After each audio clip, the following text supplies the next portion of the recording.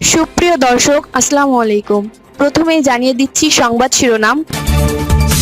নবম পে স্কেলে বড় পরিবর্তনের ইঙ্গিত, বাড়ছে ভাতা ও পেনশন। এদিকে নতুন পে স্কেলে বাড়ছে যে ৩ ভাতা। অপরদিকে আলাদা পে স্কেল চায় পুলিশ, আছে আরও একগুচ্ছ দাবি। এবং সবশেষে থাকছে সোজা গুলি করার নির্দেশ দিয়েছিলেন শেখ হাসিনা, চিফ প্রসিকিউটর। শুনছিলেন সংবাদ শিরোনাম, এখন বিস্তারিত। তার আগে ছোট্ট একটি আবেদন, সত্য সংবাদ ছড়িয়ে দিতে আপনাদের একটি সাবস্ক্রাইব আমাদের জন্য অনেক বড় সমর্থন। লাইক ও কমেন্ট করে জানান আপনাদের মতামতই আমাদের শক্তি। এখন চলুন বিস্তারিত দেখা যাক। নবম পে স্কেলে বড় পরিবর্তনের ইঙ্গিত, বাড়ছে ভাতা ও পেনশন। উচ্চ মূল্যস্ফীতি ও বাড়তি জীবনযাত্রার ব্যয়ের চাপের মধ্যে সরকারি চাকরিজীবী ও পেনশনভোগীদের জন্য স্বস্তির খবর আসছে নবম পে স্কেলকে ঘিরে। জাতীয় বেতন কমিশনের প্রাথমিক সুপারিশে বেতন বৃদ্ধি, ভাতা পুনর্বিন্যাস এবং পেনশন কাঠামোয় বড় ধরনের পরিবর্তনের প্রস্তাব দেওয়া হয়েছে। সংশ্লিষ্ট সূত্র বলছে, নতুন পে স্কেল বাস্তবায়িত হলে সরকারি কর্মচারী ও অবসরপ্রাপ্তদের আর্থিক অবস্থায় উল্লেখযোগ্য ইতিবাচক পরিবর্তন আসতে পারে। প্রস্তাব অনুযায়ী পেনশনভোগীদের আর্থিক সুরক্ষা নিশ্চিত করতে ৩ ধাপে পেনশন বৃদ্ধির পরিকল্পনা নেওয়া হয়েছে। আগামী অর্থবছরের বাজেটে এ খাতের আংশিক বাস্তবায়নের জন্য প্রায় ৩৫,০০০ কোটি টাকার খসড়া বরাদ্দ রাখার চিন্তাভাবনা চলছে। তবে পুরো পে স্কেল বাস্তবায়নে দেশের আর্থিক সক্ষমতার উপর নির্ভর করবে। সংশ্লিষ্টদের ধারণা, ২০২৮-২৯ অর্থবছরের আগে এটি পুরোপুরি কার্যকর নাও হতে পারে। নতুন কাঠামোয় কয়েকটি গুরুত্বপূর্ণ ভাতা বাড়ানোর সুপারিশ করা হয়েছে। এর মধ্যে বৈশাখী ভাতা বর্তমান মূল বেতনের ২০% থেকে বাড়িয়ে ৫০% করার প্রস্তাব রয়েছে। এছাড়া একাদশ থেকে ২০তম গ্রেডের কর্মচারীদের টিফিন ভাতা ২০০ টাকা থেকে বাড়িয়ে ১,০০০ টাকা করার সুপারিশ করা হয়েছে। সন্তানদের শিক্ষা ব্যয় বিবেচনায় শিক্ষা ভাতাও বাড়ানোর প্রস্তাব দেওয়া হয়েছে।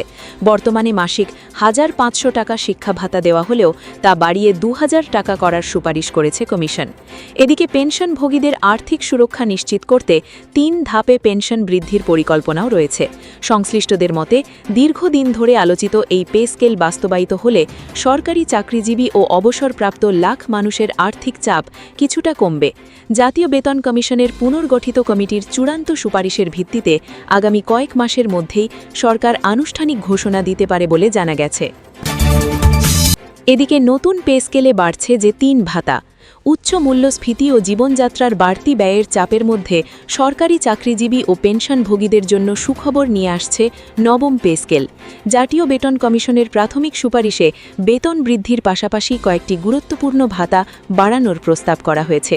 সংশ্লিষ্ট সূত্র জানিয়েছে, নতুন পে স্কেল ধাপে ধাপে বাস্তবায়নের পরিকল্পনা রয়েছে। দেশের আর্থিক পরিস্থিতি বিবেচনায় এটি ৩ ধাপে কার্যকর হতে পারে। আগামী অর্থবছরের বাজেটে আংশিক বাস্তবায়নের জন্য প্রায় ৩৫,০০০ কোটি টাকার খসড়া বরাদ্দ রাখার চিন্তাভাবনা চলছে। তবে পুরো পে স্কেল বাস্তবায়নে আরও সময় লাগতে পারে বলে ধারণা করা হচ্ছে। নতুন কাঠামোয় সরকারি চাকরিজীবীদের সামাজিক ও পারিবারিক প্রয়োজন বিবেচনায় ৩টি ভাতা বাড়ানোর সুপারিশ বিশেষভাবে গুরুত্ব পেয়েছে। প্রস্তাব অনুযায়ী বৈশাখী ভাতা বর্তমান মূল বেতনের ২০% থেকে বাড়িয়ে ৫০% করার কথা বলা হয়েছে।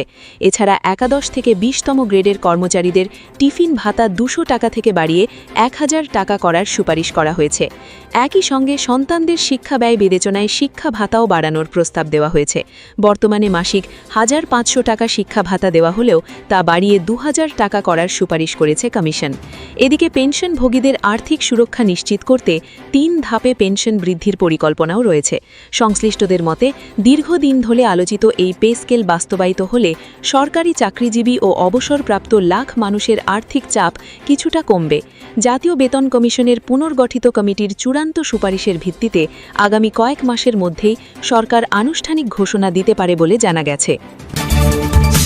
অপরদিকে আলাদা পে স্কেল চায় পুলিশ, আছে আরও একগুচ্ছ দাবি। সরকারের কাছে বাংলাদেশ পুলিশের জন্য আলাদা পে স্কেল দাবি করেছেন পুলিশ সমস্যারা। সেই সঙ্গে ঝুঁকি ভাতা সহ ওভার ডিউটি বাবদ ৫০% ওভারটাইম বিল এবং চাকরি জীবনের শেষ দিন পর্যন্ত ধাপে ধাপে অনারেরি পদোন্নতিরও দাবি জানিয়েছেন তারা। রোববার 10ই মে পুলিশ সপ্তাহের অনুষ্ঠান শেষে দুপুরে রাজারবাগ পুলিশ অডিটোরিয়ামে প্রধানমন্ত্রী তারেক রহমানের সঙ্গে পুলিশের অনুষ্ঠিত কল্যাণ প্যারেড থেকে এসব দাবিসহ একগুচ্ছ দাবি উত্থাপন করা হয়েছে। পুলিশ সদস্যদের উত্থাপিত এসব দাবি মনোযোগ দিয়ে শুনেছেন প্রধানমন্ত্রী, একই সঙ্গে দিয়েছেন বাস্তবায়নের আশ্বাসও।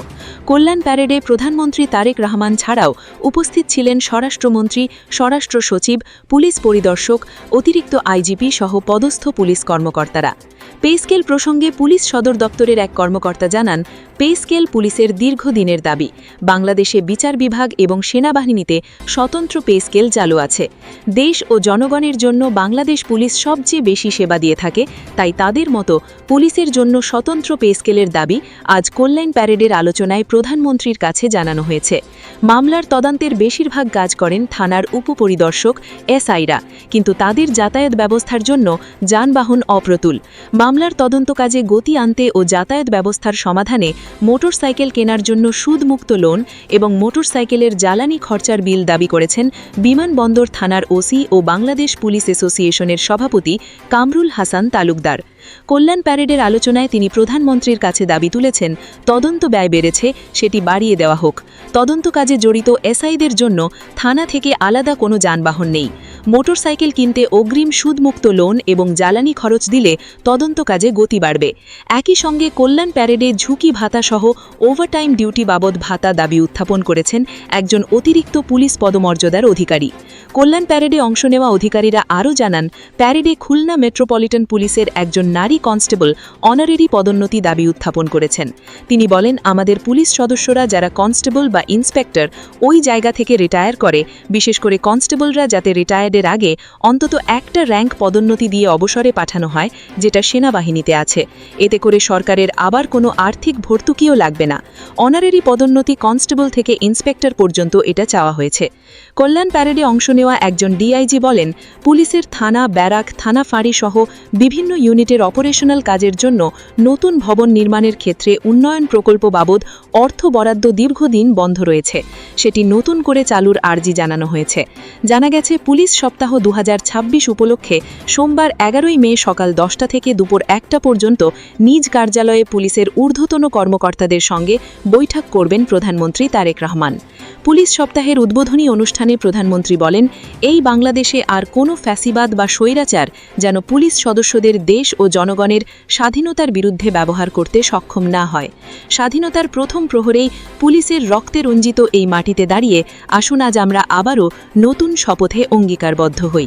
পুলিশ সদস্যদের উদ্দেশ্যে তিনি বলেন, আপনারা জনগণের জানমালের নিরাপত্তা নিশ্চিত করতে সাধ্য এবং সামর্থ্যের সবটুকু দিয়ে চেষ্টা করবেন। এটাই আপনাদের কাছে সরকারের প্রত্যাশা। এ সময় ত্রয়োদশ জাতীয় সংসদ নির্বাচনে বাংলাদেশ পুলিশের সক্ষমতা, দক্ষতা এবং পেশাদারিত্বের সঙ্গে দায়িত্ব পালনের প্রশংসা করেন তারেক রহমান। এবং সবশেষে থাকছে, সোজা গুলি করার নির্দেশ দিয়েছিলেন Sheikh Hasina, chief prosecutor. July August আন্দোলন দমনে তৎকালীন প্রধানমন্ত্রী শেখ হাসিনা আইন শৃঙ্খলা রক্ষাকারী বাহিনীকে লেথাল ওয়েপন ব্যবহার করে সোজা গুলি করার নির্দেশ দিয়েছিলেন বলে মন্তব্য করেছেন আন্তর্জাতিক অপরাধ ট্রাইব্যুনালের চিফ প্রসিকিউটর আমিনুল ইসলাম।